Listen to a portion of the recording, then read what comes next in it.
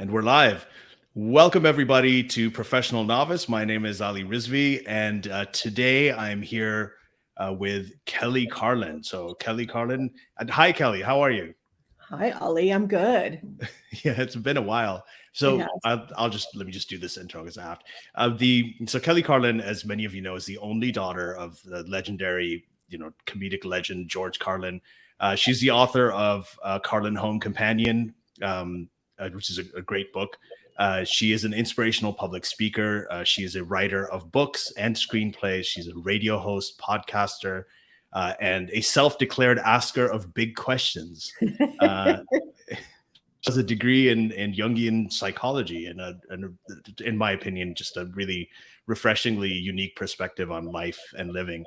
So, Kelly, the last time I saw you, I think we spoke together at like one or two conferences, and I always found, I think your talks were always a little different than most of the things that were going on, and I appreciated it. But I want to ask you this: you talk a lot about healing, about mental health, social connection, how to create meaning and depth in the lives of people in a world that's just moving faster and faster by the minute. So recently with this pandemic, all of these things have been impacted, right? Like you've got social connections, the world has sort of slowed down a little bit. How have you been holding up in the last year and a half? Like, has it changed anything for you? Yeah, it's a great question. Well, it's so interesting how watching myself go through it, right? So at the beginning, this virus shows up, and already my body has been in emergency alert mode because of Trump. Not a fan of him, not a fan of his, never been a fan of his, certainly not a fan of his take on how to do things in the world, and was absolutely terrified as a woman when he got elected after, thinking that Entertainment Tonight tape would be like, oh, well, there's no way they're going to elect this guy. Yeah, I mean, that was the time, we all thought it was over. Like, yeah, it was like, no one gets elected, and it was just like this weird, like suddenly we were in this time warp thing. And so just as a woman, it was like, holy shit, we're really not safe anymore. Like it was this weird visceral thing. So that was going on, right? And then this virus came in, and knowing, like, on a very primal physiological animal level, our bodies were all going alert, alert, alert, alert. And it's like, we need grown-ups in the room right now, not somebody who's like going to make political points out of shit. And so I think the first 4 months, I say to people, my 8-year-old got control of the Instacart app. So I was just fucking my inner 8-year-old, by the way. No, I don't have children. My inner 8-year-old was just ordering whatever the fuck I wanted. It was like, fuck it, I'm eating Cheetos and Oreos. And then I started doing jigsaw puzzles, because it was the only thing that settled my my sympathetic nervous system down a little bit. And I realized metaphorically, I think, on some metaphorical level, I was just trying to put the pieces together about all of this. And so the first 4 or 5 months was hell, as it was for all of us. And then we all settled into it, and, and it's all kind of been better. And I'm lucky. I love my husband, and we get along great, and, we didn't kill each other and all of that. And then, once the vaccine came, it was like, okay, yay, normalcy. And then it was like, no, not normalcy. even this, somehow the 5-year-olds are in charge still. So but I'm good. And like everyone else, I feel like, even though there's no normal, and there never will be any normal ever again, I think normal's a bullshit term anyway. I am feeling at least safer in my body. I worked the whole time too. I mean, that was the thing too. It seemed that women were willing and wanting to reinvent themselves during the pandemic. So my business did great. But well, that's good. So I'm okay. I'm okay, and I'm thriving, and did some good deep work with some women during the pandemic online via Zoom. So Yeah, that's right. And you have a new initiative, and we're going to get into that initiative, which is Women on the Verge. It's womenonthevergecoaching.com, and we'll talk about that in a bit. But yeah, so I wanted to ask you, I remember the first time I talked to you, I told you about when my father died, and I think it was 2001. Like, what got me through that the first month was that's when I discovered George Carlin and all of his albums. And I got them from LimeWire. I'm really sorry I didn't, LimeWire I downloaded them. Yeah, I know it's terrible. So you I can owe take you. me out to dinner. You can take me out to dinner I, sometime, Allie. I It'll would all be love fun. to. And and I just listened to his albums every night. I went to sleep with him because it's hard to go to sleep. So it just completely it was a massive healing thing for me. And he's just a huge inspiration to me. But with him, he always skewered the status quo, right? So he used to riff on conservatives a lot all the time. But he was also a really astute observer of language. He talked about shell shock, PTSD, all of those. That Yeah, whole the routine, euphemisms, the great bit. euphemisms. Yeah. And he didn't really seem to care much for political correctness. I mean, he sort of skewered that too. But on a language basis, he really didn't. I think he supported the intent behind it, certainly, right. but never ever the hijacking of the language around it. Yeah. Yeah, and I think that's what a lot of the conversation nowadays is around. So you're as a person who probably knows him better than anyone else. How do you think he would have responded to some of these culture wars? You mentioned the Trump presidency on the one hand, then you've got some of the woke political correctness language police that you have around here. How do you think a lot of people like to claim, I've seen online, well, this is what George Carlin would have totally been a Trump guy, or you've totally been this or that. How do you feel when you hear that? What do you think he would have thought? Yeah, I've done a little bit of correcting of people on the internet. I don't spend a lot of time doing that because it could be a full-time job. But my father hated white males, basically. He really felt that white males were the downfall of this species, colonialism, all that kind of stuff, And so he was not a fan of Donald Trump, certainly as a human being, and would have been very, very amused that he became president. My dad has a saying where he says, when you're born, you get a ticket to the freak show. When you're born in America, you get a front row seat. And the instant Donald Trump became the candidate for the Republicans, I thought, oh, Dad's just sitting there with popcorn right now, watching all this go down. So, hates all of that, was always an anti-racist. From day one of my life, I was taught to never say the N-word and that brown people had been killed by the white man for thousands of years and exploited and all of that. So he was very much a radical, a very progressive in that world. And then, I know he would probably have some take on the whole pronoun thing and all of that, while at the same time probably respecting people's ability and freedom to identify who they are, because he very much didn't want the culture identifying him. He wanted to be able to identify himself. And that's where the confusion comes with all of this, because the minute people want to identify themselves and step forward in some way, and then they want to make the whole culture do that, then it becomes this demand from outside in some way. And I don't know what he would have felt about that. The problem with him not being here is that he was George Carlin because only he thought like he did. Yeah. And only he came up with the angle that he came up with. Now, like him, I too sit around really trying to look underneath the layers of what makes the culture move and what really moves humanity in some deeper way. But my take on it is more from a depth psychology point of view. But Dad was a bit of a depth psychologist also, because absolutely. He really did look under it all. In fact, a scholar just wrote an article about George Carlin as a depth psychologist because of the way he was interested in language and the origin of words and things. So, I would love to know what my dad would think about all this. I think my dad would, it's interesting, like the whole political correctness and the whole libertarian thing and the whole dark web thing and the Jordan Petersons and the Dave Rubins and all of that. And, you know, Dave's a friend of mine and Oh yeah, all of that. we both. I've been on a show too, like a long Yeah, time ago, and then yeah. I don't know what happened after that. Yeah, and I'm not quite Yeah. sure where he's at these days. I don't know why he would want to interview Donald Trump, but he did. Yeah. But I love him. But so I think, you know, I think there is something to say that, you know, and you know, I read a lot around in this stuff. You know, I love the group FIRE, FIRE.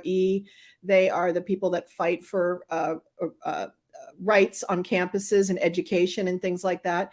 You know, yeah, political correctness does keep people on campuses from getting to invite conservatives and things like that, you know.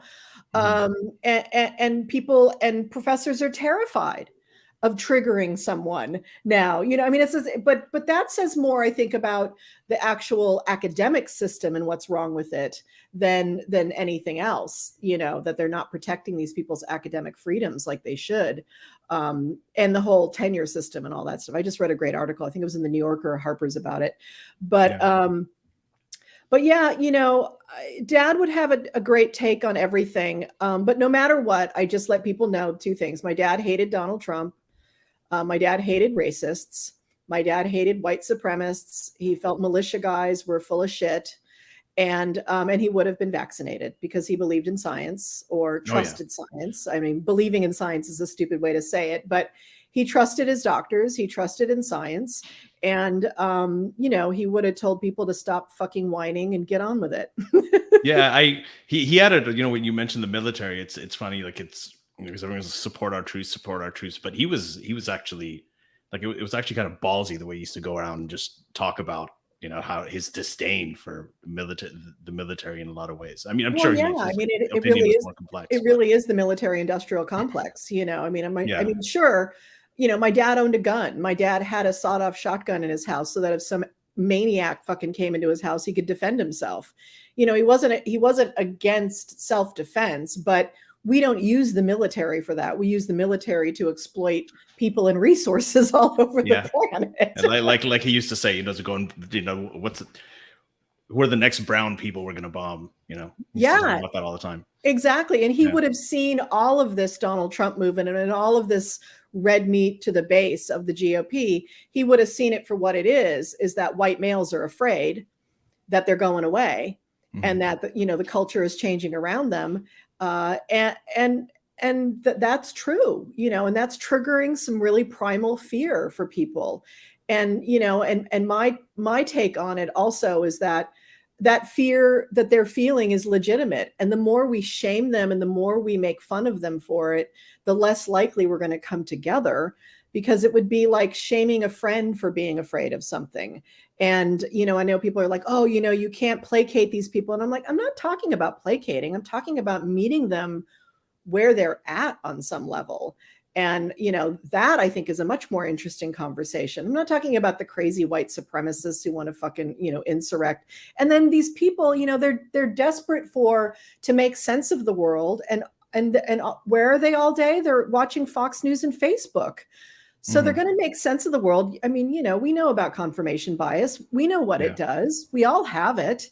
But so it's a real shit show right now. And I don't know how we get out of it, you know, except for, I have to say, Ollie, you know, I used to get really kind of mad at my dad when he was like, I'm no longer part of this species and I'm sitting up above the earth and I'm just watching all this, you know, and we're pack your bags, folks, we're going away. And I'd be like, Dad, I'm like 25 years younger than you. Like, I'm going to be around a bit longer. Like, I'd like an earth to live on.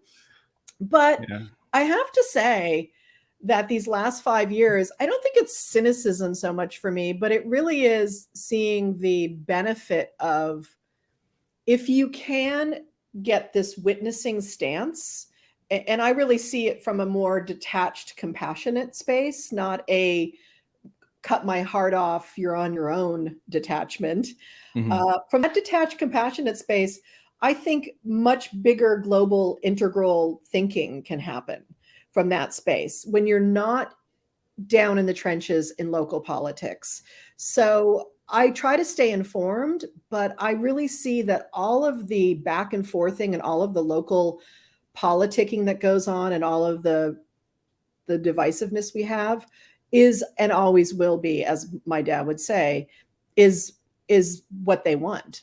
They're still keeping us distracted. Yeah, especially I think with social media where it's just 24/7 and everybody's got a voice. I mean, not that, you know, you would think that was the ideal utopia. Everybody would have a voice at one point. And then now you're thinking, you know, so it's when you have that all the time, there is a benefit. And I think he may have been ahead of his time on this, as like he was on a lot of things, where, you know, there is something to be said for just tuning out.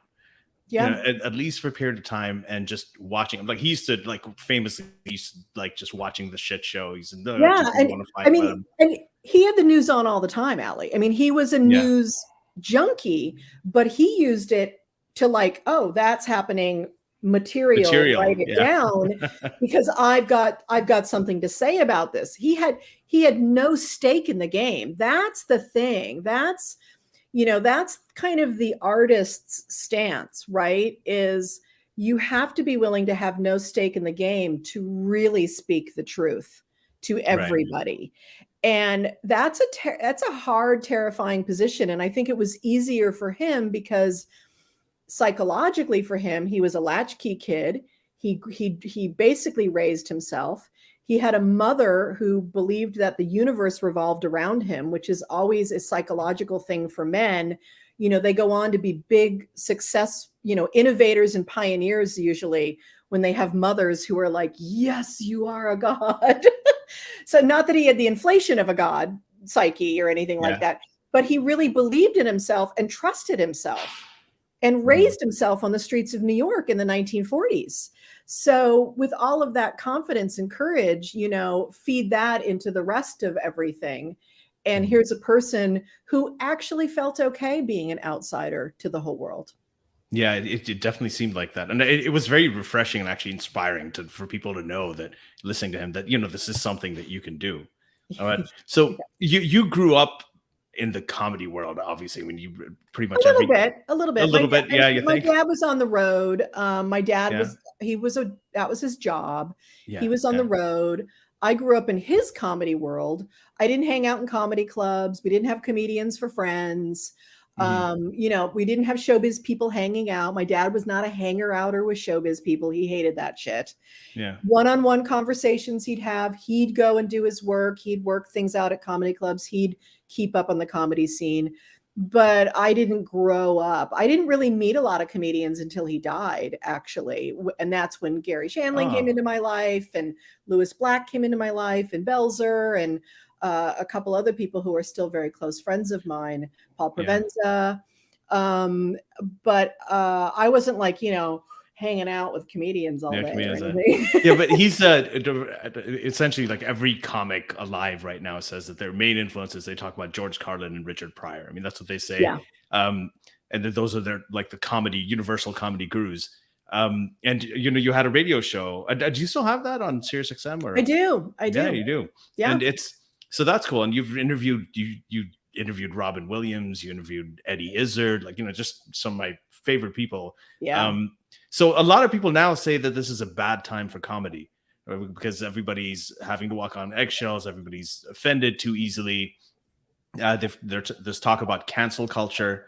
And to me, you know, again, just based on my fandom of George Carlin, I feel like it seemed like that's the kind of environment he almost reveled in. Like he really liked rocking the boat. He really liked shaking people out of their comfort zones. And for sure. So I'm wondering if he, like, what do you think? Do you think he would have actually enjoyed this time in comedy or?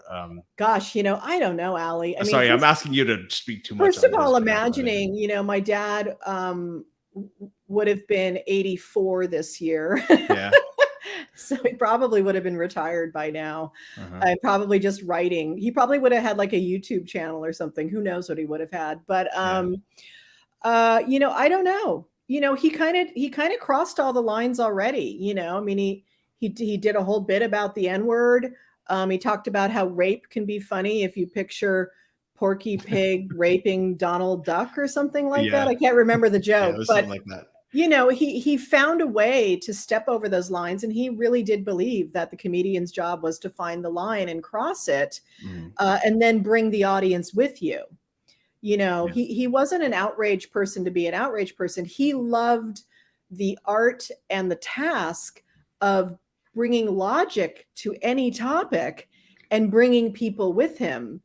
And the more absurd, the better, you know, and he used absurdity a lot in his comedy. So I don't know. He'd have a lot to say about it, I'm sure. And I think he, you know, it's funny. He would have hated social media just because we all fucking hate it. We all know what it is. But at the same time, I saw a clip of him on some late night show where he said to the person, you know what I want? I wish, you know, I write a lot of material and not everything fits in somewhere. And so I have all these kind of extra jokes, and it's why I do the books basically. So I have a place to put that stuff. He says, but I would love a device where I could just send out a joke to the world. Oh, so yeah. And I'm like, there you go. Well, there's Twitter right there. Yeah. So that was 5 years before Twitter or social media or any of that shit. It was like, once again, fucking being prophetic, Dad. There you go. I gotta say though, with Twitter, you know, one of the good things about it is when you have comedians on it, and when there are comedians and they put out their tweets, and if you follow them, then that can make the whole experience a lot nicer. Yeah, it's a lot more fun. You know, Twitter taught me how to write a joke. I'd never had to write jokes. I'm not a stand-up. I don't do that kind of stuff. But in order to get when it was 120 characters, especially 140 characters, challenge your creativity. It's like writing a haiku. Like you had to fit inside the form, so it made you really understand the use of language and rhythm and grammar in order to get the punch. And it was a great device to really teach me how to be economical with that and how to construct a joke properly. It was really fun. Even for writers, I mean, as a writer, you're always looking for ways to, say a lot with little. So I always found the 120 words, 120 character limit it was really helpful. I think it helped the writing too, just in terms of being able to articulate yourself. I agree. Yeah. So let's talk about some of your work. So you've written a lot about your childhood. You've talked about like the unconventional circumstances of your upbringing, your struggles with drugs and alcohol, the sort of the premature death of your mother, and then you also did your graduate degree in Jungian depth psychology, and you're a religious skeptic. So Jung pretty prominently made this distinction between religion and spirituality, and he incorporated some of those sort of spiritual elements into into the science, into everything that he was doing. Yeah. So, spiritual elements, for lack of a better word. So do you think a sense of spirituality as a religious skeptic yourself, or its equivalent, is compatible with atheism, agnosticism, secularism? Like if there is, if secular spirituality is a thing, what is it? Like, how would you explain? Yeah. I mean, I think you have to sign on to the idea of the collective unconscious.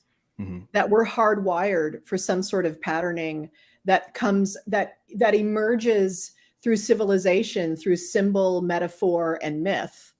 And so if you buy into Joseph Campbell's study, who he was standing on the shoulders of Carl Jung, of that there are some patterning, there are stories that are, stories from all over the planet, the flood, just the flood mythology itself.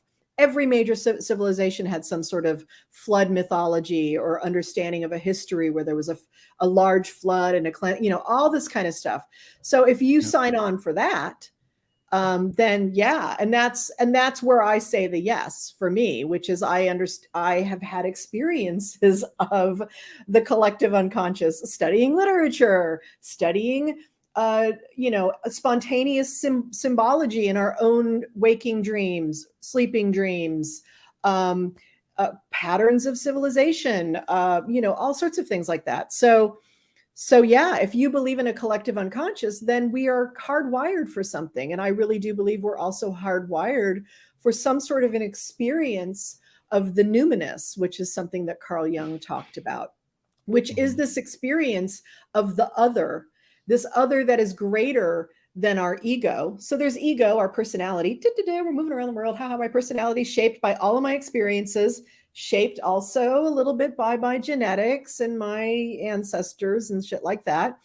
But it's basically this little cocoon we walk around in thinking this is all that reality is. And at the same time, there's all this stuff in our unconscious going on. It's running our body. Yeah. It's in our memory. It's writing the next chapter of our dissertation while we're cooking food. It's busy. And inside of that is also this shared patterning with every other single human on earth.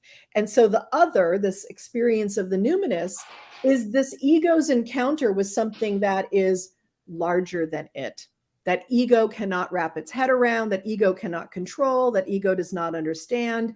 It's what they call in AA your higher power. In AA, they say you don't have to believe in God, you don't have to believe in anything. It's just anything that's bigger than your ego.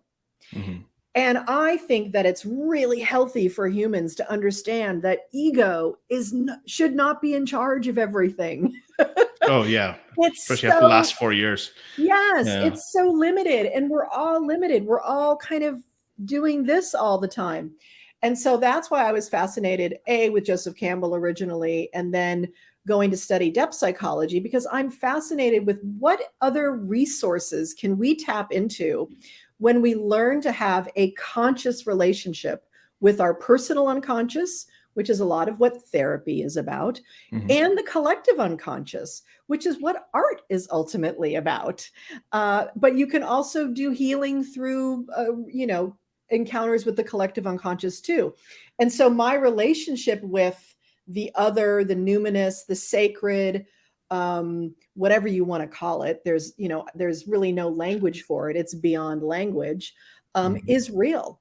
I feel it in my body when it happens. When my mother died, I felt this experience of like the veil coming down and this weird bodily experience of like feeling like I was both in the land of the living and the land of the dead at the same time. And it doesn't make any sense. And yet that's how I would explain it to people.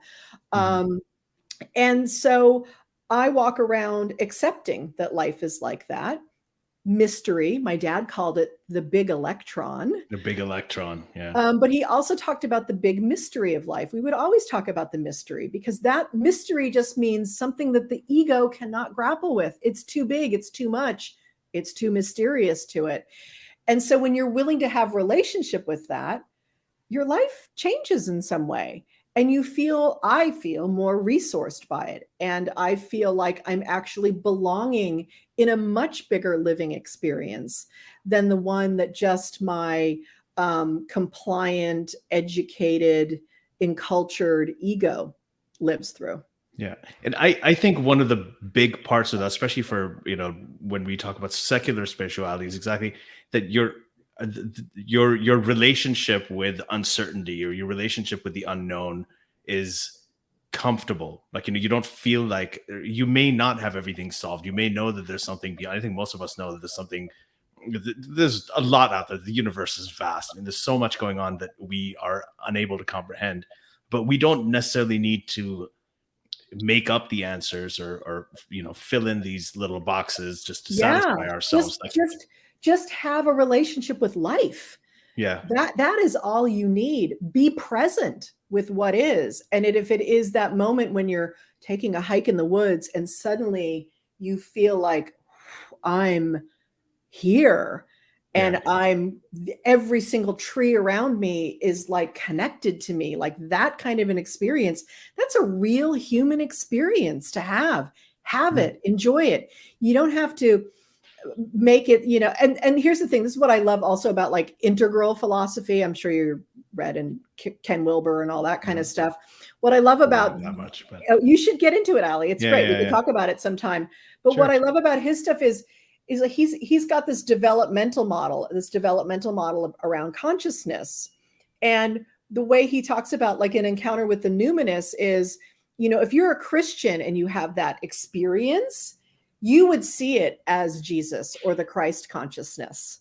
If you were, and if you were a secular atheist, you would just see it as this physiological thing that's happening in the, whatever it is, you kind of bring it down to sensation.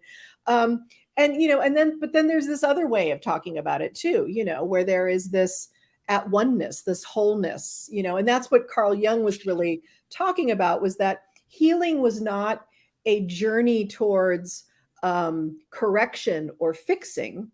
Healing is actually and holistic, and wholeness was really the point of it. The wholeness was to have relationship with all of ourselves. So that's conscious, unconscious, shadow, non-shadow, all that stuff. And and so I love it because, and even post-Jungian depth psychology is even more interesting, because it's even more and more about making sure the ego steps out of the way to have encounters with whatever, whether it be a dream image or a symbol or a synchronistic moment or whatever it is, as just a lived in moment, and not trying to make sense of it and tear it apart and use it in some way to fix yourself. Yeah. Or to sort of, a lot of times people will exploit these things and try to deconstruct them, and really, which is fine. I don't think there's anything wrong with that. As long as you're not harming anyone with that, feel free. I've always, because I always thought, like, with the spirituality is, I've always, I always talk about kind of at night when I look up at the sky and I realize that what I'm seeing is back in time, like in some cases millions of years back in time. And then when I look at that, for me, that's, I think, what you said about walking, you're taking a hike and you feel connected to the trees. That point, I do feel that, and that is transcendental, and it is kind of spiritual in a way, but there's nothing. It's all within the confines of the natural world. I mean, it's exactly, our brains do it, our bodies do it, and that's why the word spiritual is just got it's so broken, and it's got so much wrong. I do like the word transcendent, because what are you transcending? You're just transcending the ego in that moment. And it doesn't mean that it's a separate realm and there's gods there and goddesses, and and if you believe that and have conversations, all that, that's fine. For me, it's all archetypal. It's all what it is. Have a conversation. If you can have a conversation with some imaginary friend and you get some healing out of it, and you get some clarity and some courage to go out and do good in the world, have all the conversations you want with them, I say.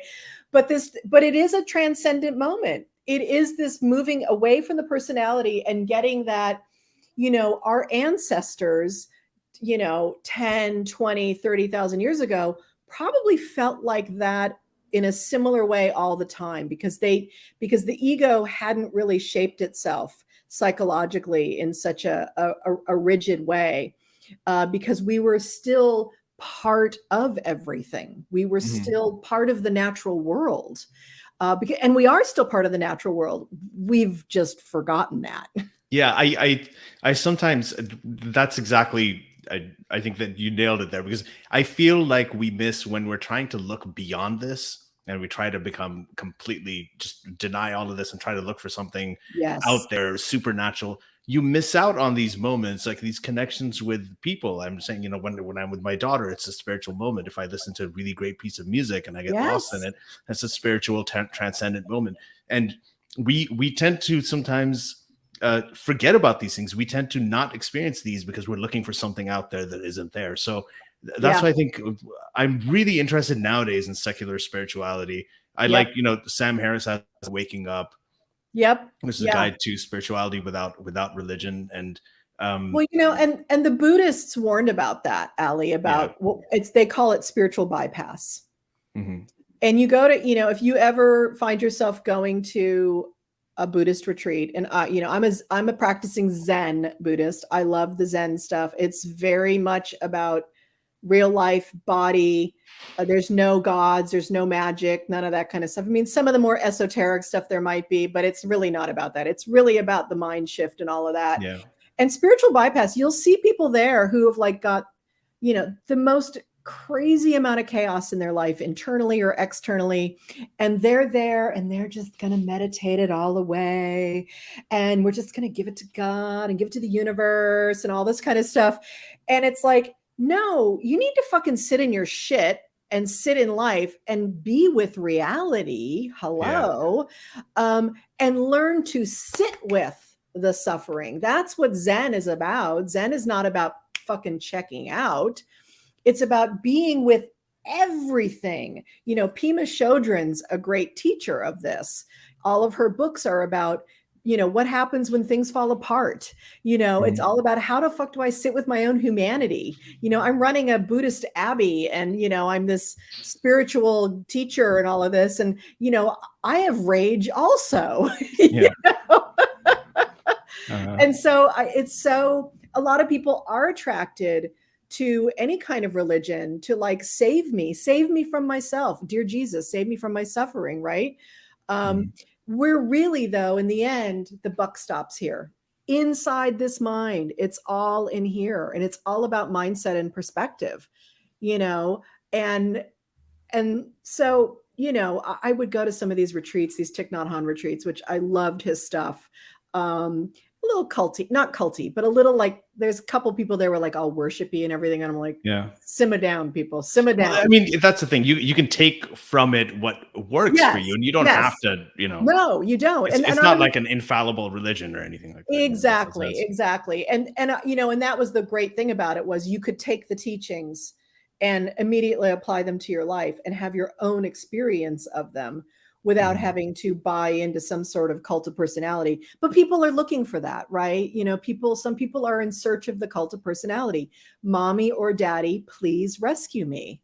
You know, and it's interesting. I've been reading a lot with this guy named Bill Plotkin, who talks a lot about human development and has this definition of soul, which is finding your niche in the world, your niche in the ecosystem of life, which I just love that definition, by the way. Yeah. Because it means you're using your unique gifts in a way that has the most impact. But why did I bring him up? Oh shit, I forgot now. Damn it, I lost. No, it'll come back. It'll come back later. Okay. Yeah, but yeah, I gotta. So you know, you have all of these interests, and you have this personal experience. You've got this educational background, this professional experience, and so did you ever think of pursuing a career as a therapist or in the mental health field? Yeah.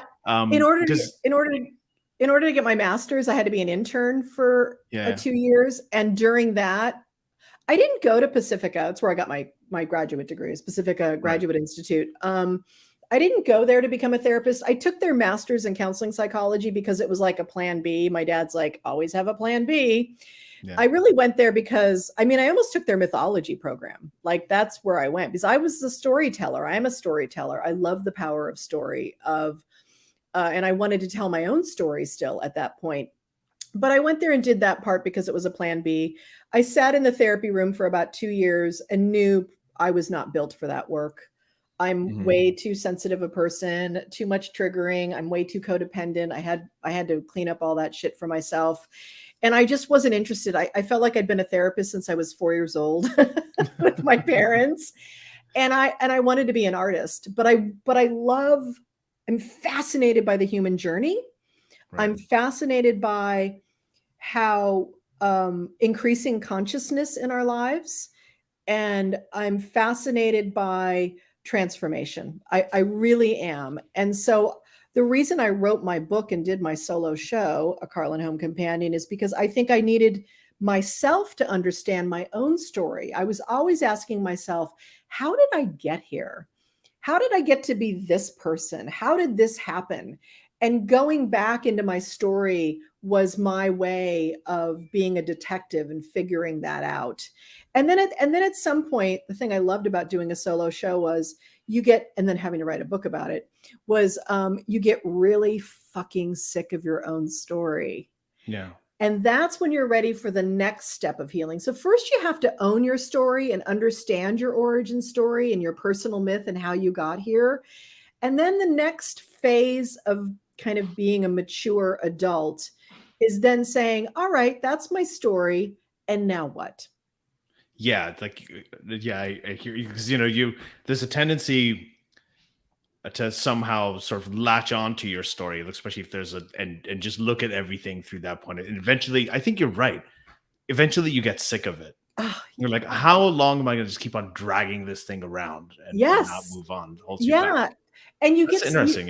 Yeah, it is. And you have to get sick of it. You do. And that's part of what therapy is about, is you kind of tell your story over and over again, you know, and sometimes you go, oh God, I'm still attracting that kind of a man, or I'm still going for that kind of a job, you know what it is. Yeah. And it's like, after a while, you know, they have this saying in 12 step is, you know, getting sick and tired of being sick and tired. Yeah. You kind of have to hit bottom with it and really get tired of yourself. And that, doing my solo show, having to go on stage, I did a 6-week run at the Falcon Theater here in LA, 4 days a week. And by week 3, oh, God help me. It was kind of traumatic because my mother died every night on stage, and that's not fun to relive. Yeah. But also it was like, okay, I'm done. I understand now. And so then the fun part begins, which is, all right, the now what part. And so that's when you get really curious then about, all right, how do I move beyond my patterning and my habitual that's going to show up because it's locked in. At 5 years old, we all decided what the world's like based on our family and the rules of engagement and how to get love and food and shelter. And it's a 5-year-old's point of view. Yeah. And we wonder why the planet is in the shape it's in. Oh, this was the Bill Plotkin point I was going to make. He was like, it came back. It's not all about like, you know, the perfect balance between the masculine and the feminine. And because that's a big depth psychology thing too. And the holding the tension of the opposites. He goes, that's all well and good. The real issue is maturity. There are no adults on the planet. Like 10% of the planet is actually functioning on a beyond ego story, you know, pathology, neurosis as adults. And that's the problem, you know. So that's when the real work kind of begins, which is, how do I participate in the world doing the work that I'm uniquely here to do to make some impact on the world around me? Because isn't that really what we're all here to do ultimately? And not in an arrogant way, like, oh, I'm going to save everything or I'm going to fix everything. But how am I participating in it in a way that, and then coming up against yourself with it and all of your fears and your bullshit stories and, oh, I can't do that. And I'm not allowed to do this. And if I do this, my daddy won't love me anymore. And if I do this, my mom will be rejected. You know, like, it's all in the unconscious all the time. And so the fun part is walking through the fire of that, doing the big work in the world, scaring yourself a little bit every day in service of this bigger thing than you, this soul mission or life purpose or whatever the fuck you want to call it. Yeah. I really like that. I mean, that kind of stuck with me when you said, when you get sick and tired of being sick and tired all the time. Like, that's, I haven't thought about it that way before. But so let's talk. We've got, I think, a little less than 20 minutes left. So I want to talk about your new initiative. And did you start this during the pandemic? The Women on the Verge? I started had it before? In 2018. I launched it in 2018. And I knew I wanted two things. I was learning to be more of an adult. So this was part of my walking through the fire, was I wanted to change my relationship with, being a prosperous adult in the world. I'd had a dependency issue around money my whole life. And so part of it was I knew I wanted to walk through that fire. And I also, so that was one section for me of it, doing my own kind of work on myself and being 50 something also. That was the other one, like, oh, I'm 50 something. I need to get my shit together with this. So I wanted to become an entrepreneur and started working with a coach around that. And I've always, since I graduated Pacifica in 2004, I had created a women's program back then, and I'd actually led a retreat back then. And then I went off and did other things. And then my dad died. And then I, stepped into the entertainment world for about 10 years. And this was 3 years ago, almost 4 years ago now, 3 years ago. And my book had been done for a couple of years, and I tried to write a second book. And I was just kind of in this space of like, I was done with my story. And I spent 15 years getting to tell my story. And I kept walking around in a daze going, what the hell do you do when your kind of dreams come true? And now I don't have anything to push up against or be pulled by. And so this women's work came into my consciousness again. And I was like, I would really love to help women walk through what I just walked through the last, 18, 20 years of my life, and all that I'd learned through my own life's journey and all of the schooling and education and all of the amazing teachers that I've worked with also, whether they be spiritual teachers or psychological teachers. And I wanted to put something together. And I decided that I wanted to help women who were in that place in their life where they felt like either life was really showing them that something's missing, what we call the midlife crisis in our culture. Yeah. But it could be empty nesting for some women who who are traditional mothers and family and wives and went that route so they could raise their kids, and now their kids are off to college and they're like, okay, where did I go? Like 20 years ago, what did I put on hold? Where's that person? Or even women who were really career oriented and became lawyers or doctors or ran a studio or whatever it was.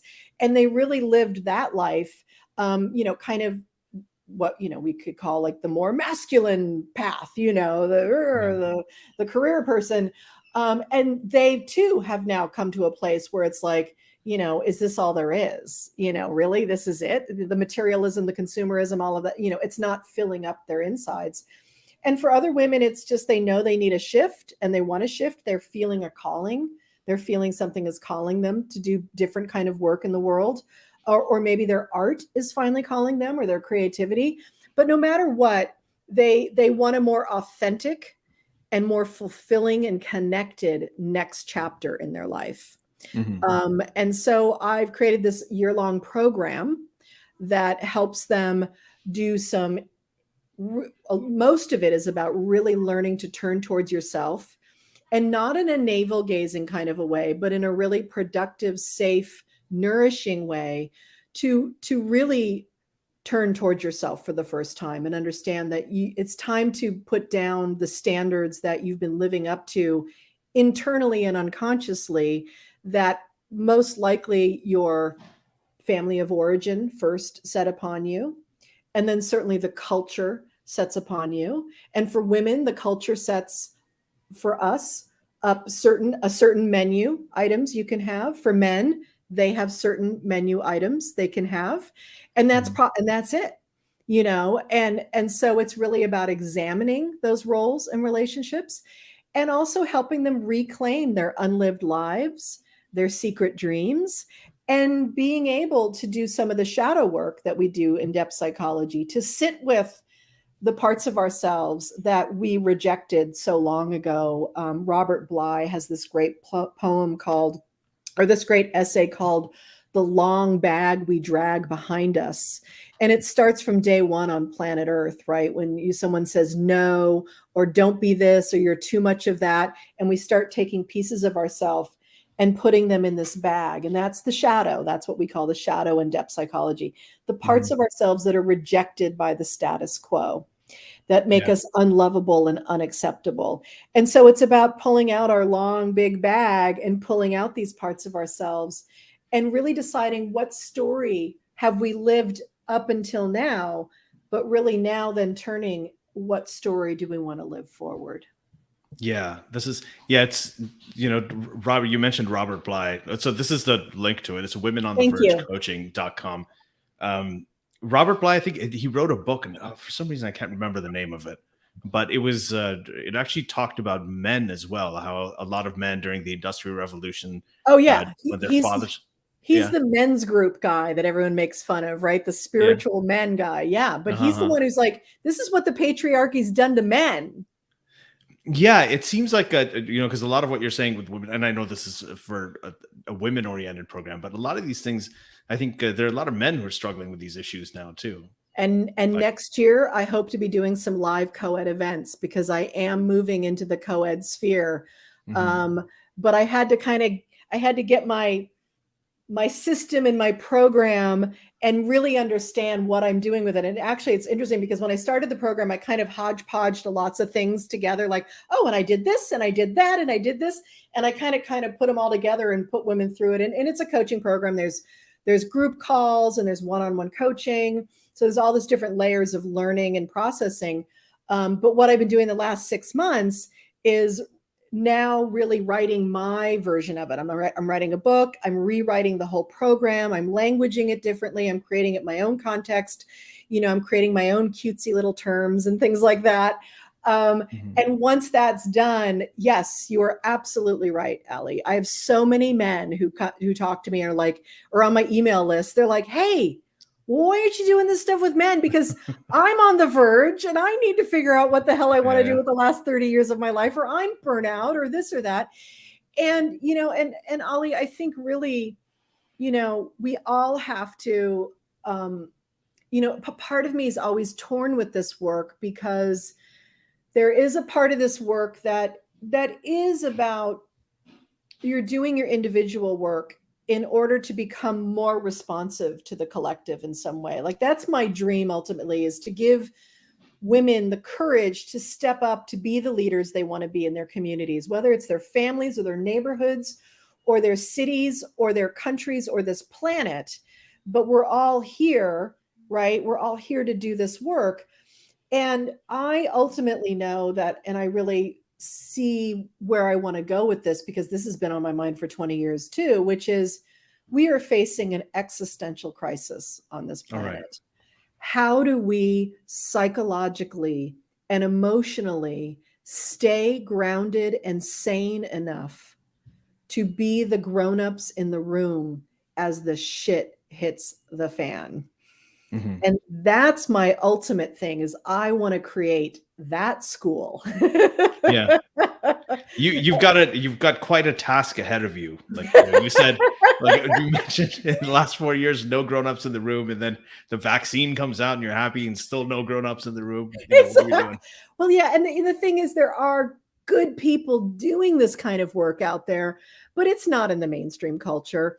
It's around the edges. There's a lot of interesting people doing leadership work around this kind of stuff. Parker Palmer is one of them, who does healing circles, and this whole idea of restorative circles and restorative justice circles.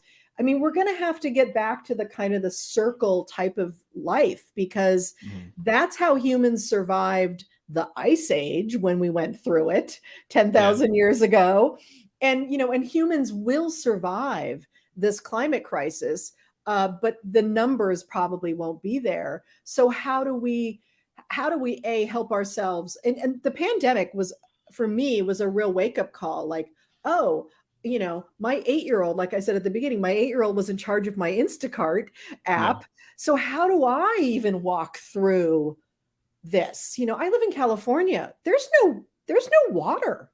Why aren't there desalination plants yet? Like, who's not doing this? Who's in charge? It's scary. Who's in charge? Yeah, there's a when you were I think it was the 2017 conference, you did this talk, and everybody was you asked everybody to get up and walk around and sort of like connect with each other. And there was with everything that's happening with technology, right? I mean, because this has to be, because you seem, you're very interested in social connection and people's relationships with each other, and how to get the most out of them.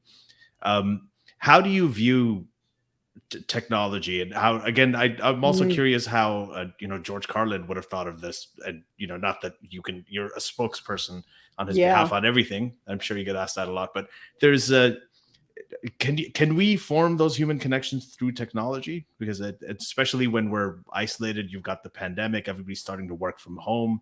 Things are more and more remote.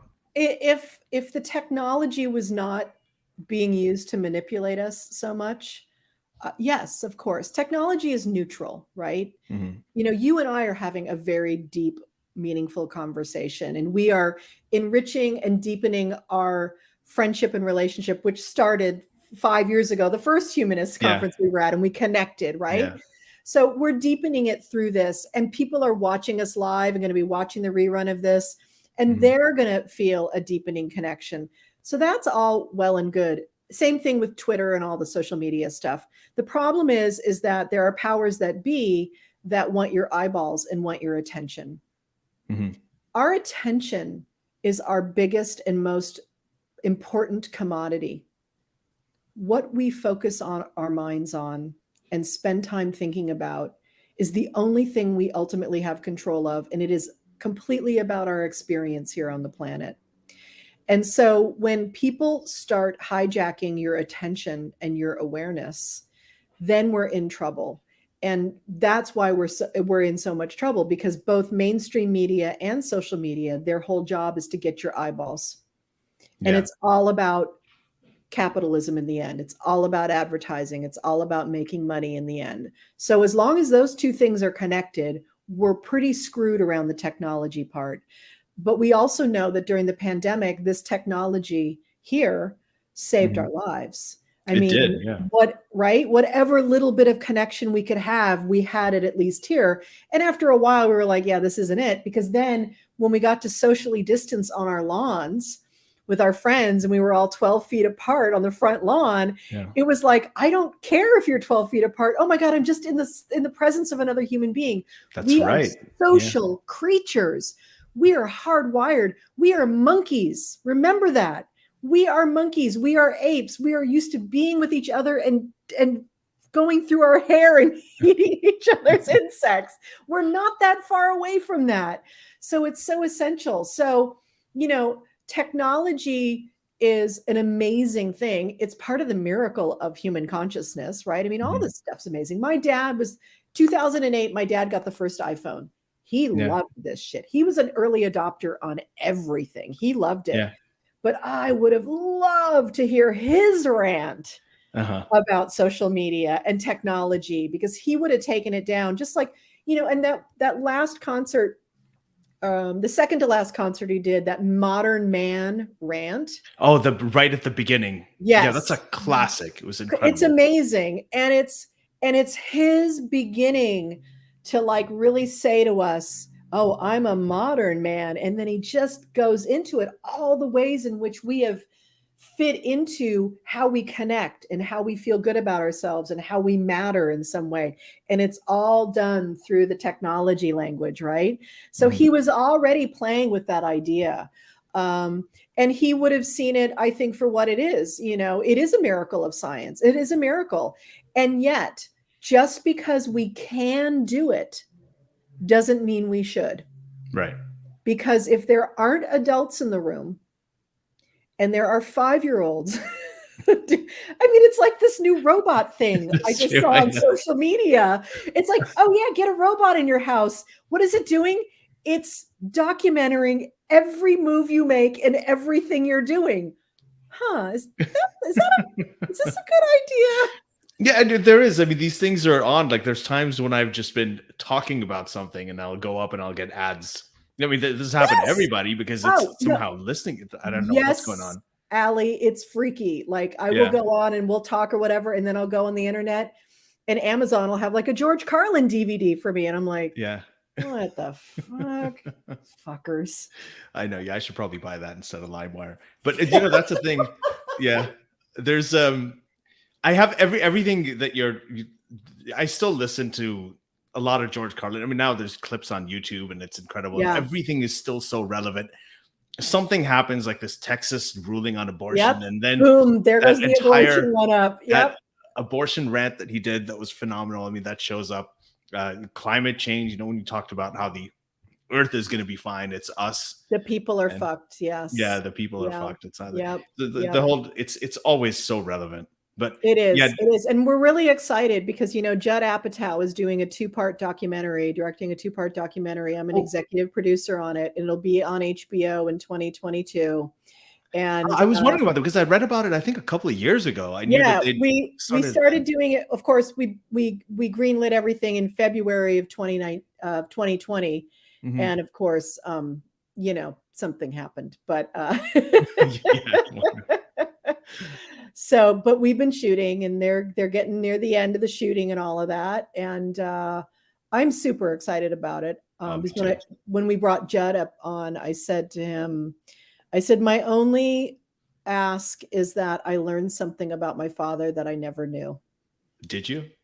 I don't know yet.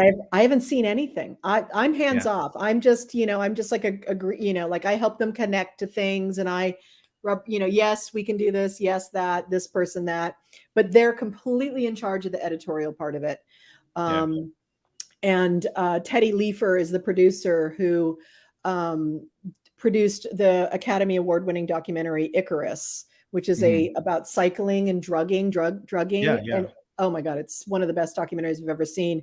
And he came to us 5 years ago with an idea for a documentary. And then finally we got things lined up, and then we got Judd on board. So we're very excited. Yeah, that's awesome. So I'm gonna we're at time right now. Like if it were up to me, like we would just hang out for way longer. But yeah, I know you've been very generous with your time, so thank you very much. Oh, my pleasure. No, Anytime, it'll be cool. Allie. Like I'm looking forward to the next time we can hang out together. God, know, actually in person. Than this. Yeah, you're right. Like that, we are social creatures. And when I create a men's thing, I'll invite you. Yeah, I'll be there for all the men's stuff. Cool. Yeah, I guess so. Yeah, it's that time. So thank you. So everybody who's watching this, if you're seeing this on YouTube, please hit the like button and subscribe and all that good stuff, and hit the bell so you get a notification every time there's a new video up. And this will be available on your podcast apps as well. So Kelly Carlin, thank you so much. And this is amazing. womenonthevergecoaching.com. So remember that's also in the description if you want to check it out. Thank you, Allie. It's a real pleasure to reconnect with you. Yeah, same here. This was awesome. So just stay on for a bit. I'm gonna end this and then end broadcast.